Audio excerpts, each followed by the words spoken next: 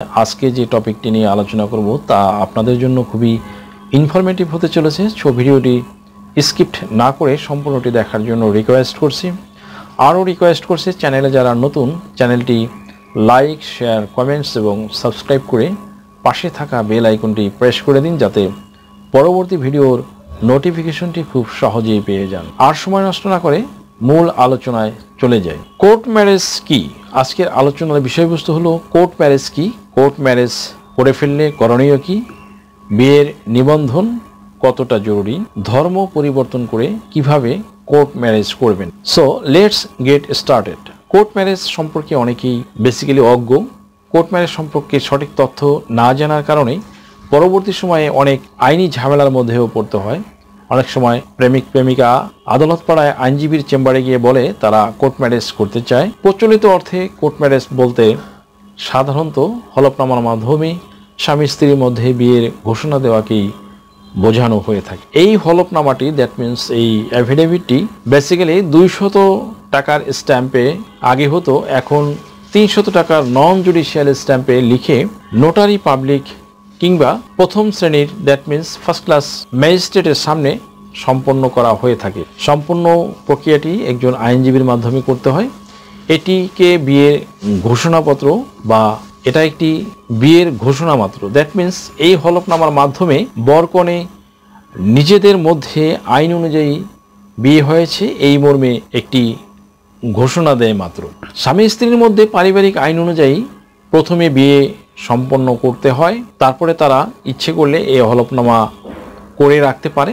পারিবারিক আইন অনুযায়ী বিয়ে না করে শুধু এই হলফনামা সম্পন্ন করা মোটেও উচিত নয়। অনেক সময় বিয়ের হলফনামা বিয়ের জন্য আইন অনুযায়ী প্রযোজ্য শর্তগুলো না মেনেই হলফ করা হয়, বিশেষত সাক্ষীদের উপস্থিতি ছাড়াই। এটাও ঠিক নয়, এতে বিয়ের হলফনামা অসম্পূর্ণ থেকে যায়, পরিপূর্ণ হয় না।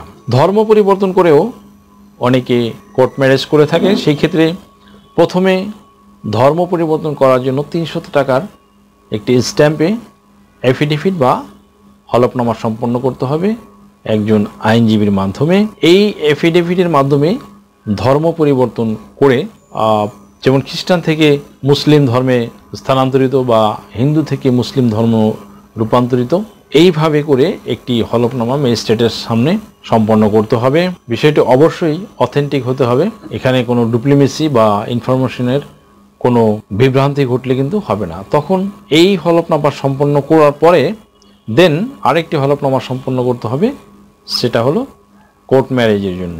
ইতিপূর্বে এই বিষয়ে কোর্ট ম্যারেজ সংক্রান্ত হলফনামা নিয়ে আলোচনা করেছি অবশ্য। সুপ্রিয় দর্শক মণ্ডলী, এবার আসুন জেনে নেই বিয়ের নিবন্ধন করা কতটা জরুরি। মুসলিম বিয়ের ক্ষেত্রে উপযুক্ত সাক্ষীদের উপস্থিতিতে ধর্মীয় রীতিনীতি মেনে বিয়ে সম্পন্ন করতে হবে।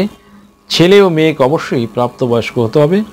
মুসলিম বিয়ে ও তালাক নিবন্ধন আইন অনুযায়ী প্রতিটি বিয়ে অবশ্যই নিবন্ধন করতে হবে, দ্যাট মিনস রেজিস্ট্রি করতে হবে। কার সঙ্গে কার বা কত তারিখে বিয়ে সম্পন্ন হলো, কোথায় কত দিনমোহর ধার্য হলো, কি কি শর্তে বিয়ে সম্পন্ন হলো, সাক্ষী ও উকিলের নাম প্রভৃতি একটা হিসাব সরকারি নথিতে লিখে রাখাই হলো নিবন্ধন।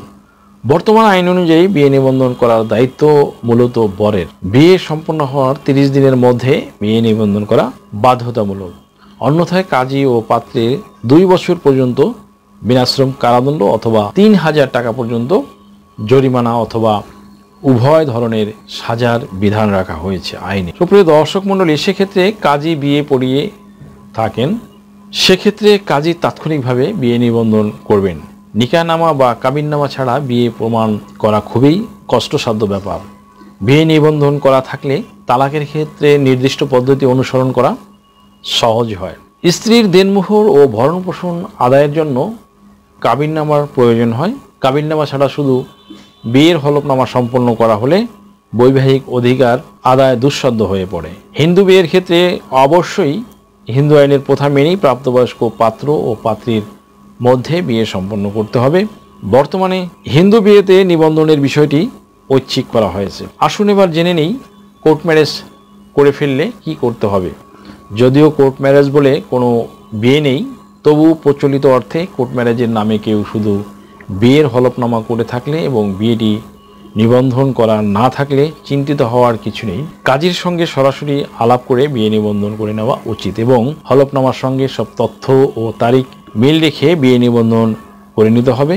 হিন্দুরাও বিয়ে নিবন্ধন করে নিতে পারেন, তবে এই হলফনামা বা এফিডেভিটটি আপনাকে নানান ধরনের আইনি জটিলতা থেকে নিরাপত্তা দিবে। দ্যাটস ওয়াই অবশ্যই একটি কোর্ট ম্যারেজের সময় একটি হলফনামা করা খুবই বাধ্যতামূলক। সুপ্রিয় দর্শক মণ্ডলী, আশা করি ভিডিওটি থেকে সামান্যতম হলেও উপকৃত হয়েছেন।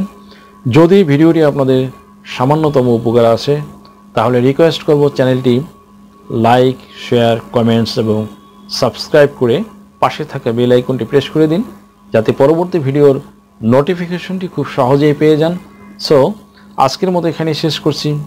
দেখা হবে অন্য কোনো দিন, অন্য কোনো ভিডিওতে, অন্য কোনো আইনি কন্টেন্ট নিয়ে। সেই পর্যন্ত সকলে ভালো থাকুন, সুস্থ থাকুন, নিরাপদে থাকুন। আবারও সবাইকে ধন্যবাদ জানিয়ে এখানে শেষ করছি। আল্লাহ হাফেজ। দেশ ও বিদেশ থেকে যে কোনো ধরনের হলফনামা, এফিডেভিট নিতে চান, কাবিননামা, নিকানামা যে কোনো ভাষায় অনুবাদ করে বিভিন্ন মন্ত্রণালয়, ইসলামিক ফাউন্ডেশন থেকে সত্যায়িত করে নিতে চান, শিক্ষা সনদ বা অন্য যে কোনো ধরনের ডকুমেন্ট শিক্ষা বোর্ড, শিক্ষা মন্ত্রণালয় থেকে সত্যায়িত করে নিতে চান, ধর্ম পরিবর্তন করে কোর্ট ম্যারেজ করতে চান, কুরিয়ার, ইমেইল, হোয়াটসঅ্যাপ, ইমো, মেসেঞ্জারিতে ডেলিভারি নিতে পারবেন। তাছাড়াও সরাসরি এসেও নিতে পারবেন। Mobile number 01724583880।